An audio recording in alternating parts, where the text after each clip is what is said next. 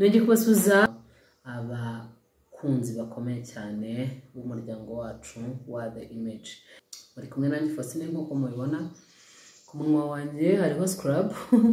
Ndaje nyivugeho mu kanya, ariko reka mbanze n'introduce mu kiganiro tugiye kuganira nanone ku bijyanye no kugabanya ibiro. Ni seri nahisemo kwibandaho kugira ngo abantu babanze bagire amakuru ahagije. Okay, tugenda tuyivanga n'ibindi, ariko ni byiza ko nyivugaho kenshi.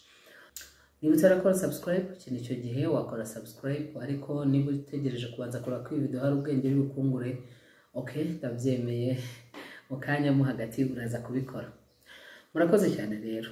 Tugiye kuganira ku mpamvu ziri gutuma zoroshye wakoresha kugira ngo ibiro byawe bigabanuke. Impamvu ya mbere ni kunywa amazi. Muri video ibanza navuze ko amazi atagabanya ibiro. Yes, ntago amazi agabanya ibiro, ariko amazi hari ikintu agufasha. Amazi agufasha kuba uhaze kandi mu by'ukuri nta makarori winjije, kuko amazi aho yokipye hakagombye kujya ibiryo. Nimba rero yokipye parti nini ukaba hakagombye kujya ibiryo, yes, niyo mpamvu urya quantité nkeya y'ibiryo ugereranyije n'ibyo wari kurya igihe utaranywa amazi.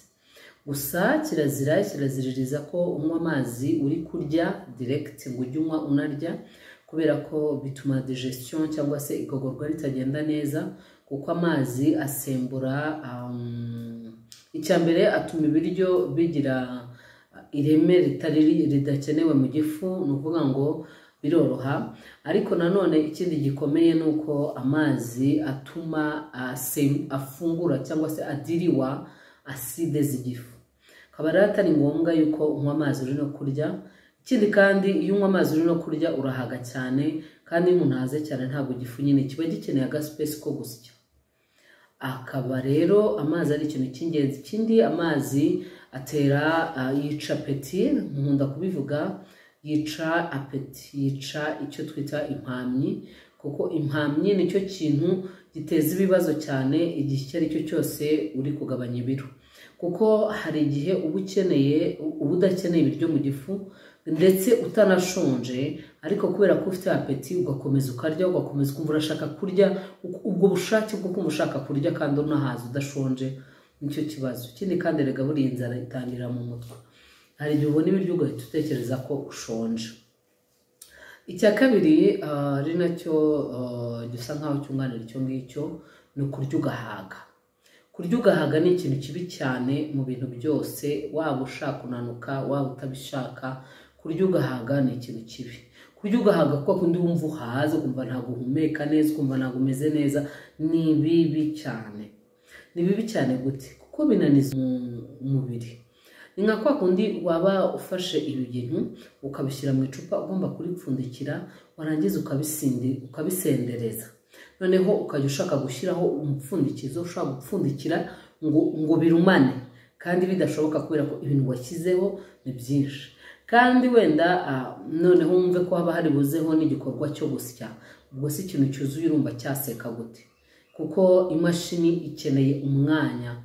Niba ari imashini izenguruka, tuvuge wenda niba ari nka blender, ari imashini izenguruka, ikeneye ahantu, sorry kandi kuzengurutsa ni akantu ntegereje ko lipstick nako scrub yanjye imara iminota nayihaye, irabona mu minota 2, hanyuma nkabona kuyikuraho. Scrub yanjye ni scrub y'isukari n'ubuki n'amavuta ya olive oil, niyo nakoze. Hanyuma nishyira ku munwa, ngira ngo murabibona. Maze iminsi iminwa yanjye icopingwa, isatagurika, yumagara nta mpamvu. So kubera ko nzi ko nta mpamvu yindi, nta bundi burwayi mfite, niyo mpamvu nahisemo gukoresha scrub, kandi it's working very well. Maze iminsi 3 nyikoresha, kandi iminwa yanjye so soft. So icyo nari ndimo mvuga rero, imashini ibikeneye ahantu ho gusya. Niba ni imashini izenguruka gutya, iyo mashini izenguruka gutya ikeneye ahantu ho kuzengurukira. Ngo bya bintu bigomba kuba byoroshye ku buryo inyuramo.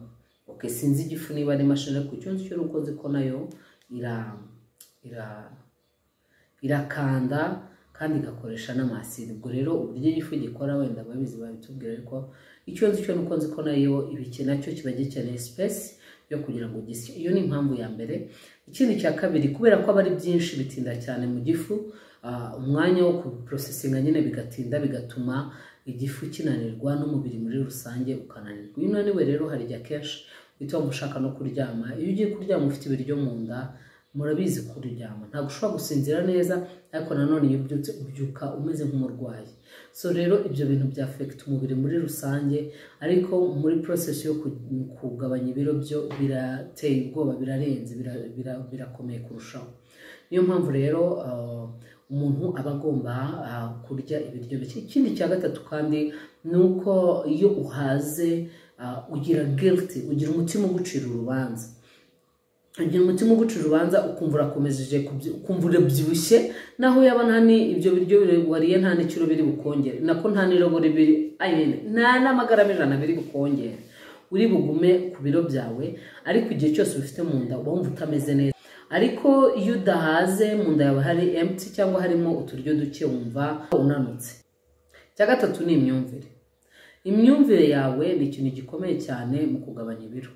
Igihe cyose wumva yuko kunanuka bizaza byirukanka, kunanuka bizaza byihuta, ndakuraho iyi sukari gusa, ibindi wenda bira bya penetratinze.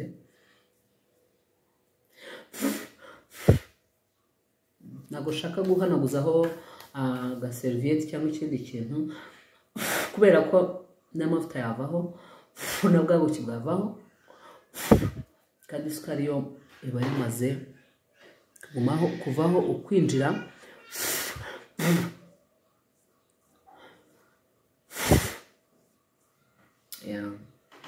Ubundi nkahita ashyiraho lip gloss.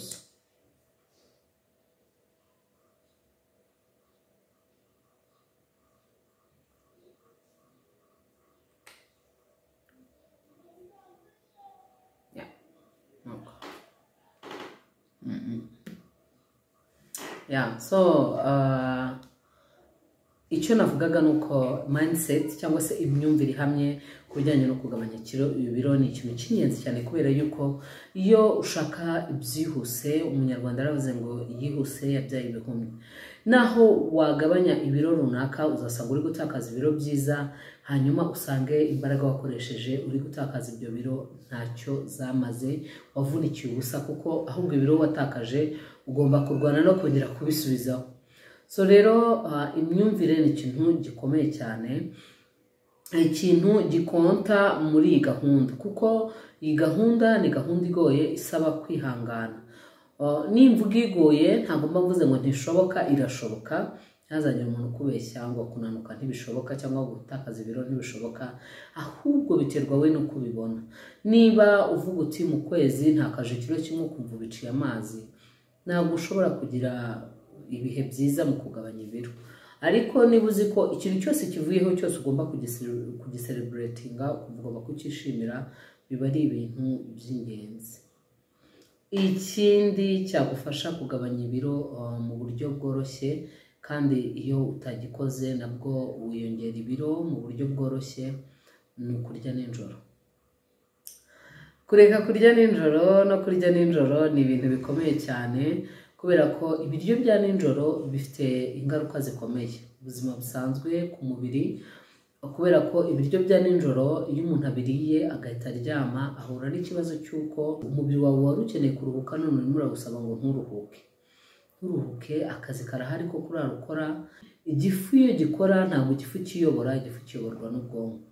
Ubwonko nimba butegetse igifu yuko kigomba kurara gikora, gisya bya biryo kugira ngo bive mu nda, kandi igifu nacyo kirananiwe, by the way n'ubwonko ubwabwo burananiwe, ariko kubera ko wabunanije ugashyiramo ukabiremera akazi ka nijoro, nta kundi bibigenza.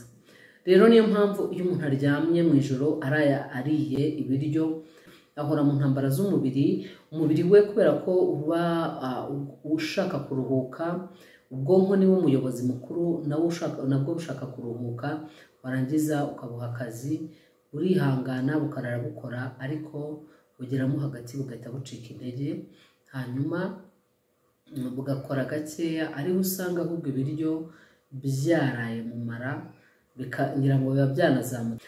Rero kurya ugiye kuryama ni ikintu kibi cyane. Ikindi cyagufasha kugabanya ibiro mu buryo bworoheje kandi cyoroshye kubona ni ugukoresha amapotaje cyangwa ibintu bitemba kuruta gukoresha ibiryo bikomeye. Amapotaje ni ikintu ni igikoma cy'imboga niko nabyita, ibitera imbaraga, ibirinda indwara n'ibyubaka umubiri bivanganye, hanyuma ukabisya. Wamara kubisya ukongera ukabisubiza ku ziko bigashyuhamo, rimwe na rimwe ushobora no kongeramo utuzi kugira ngo byorohemo, ukaba ari agakoma koroshye. Ariko akaba ari ibintu ushobora gufata igihe icyo ari cyo cyose, yaba ari mu gitondo, yaba ari saa sita, yaba ari na nijoro, kuko biroroha. Uti rero teori igenda gute?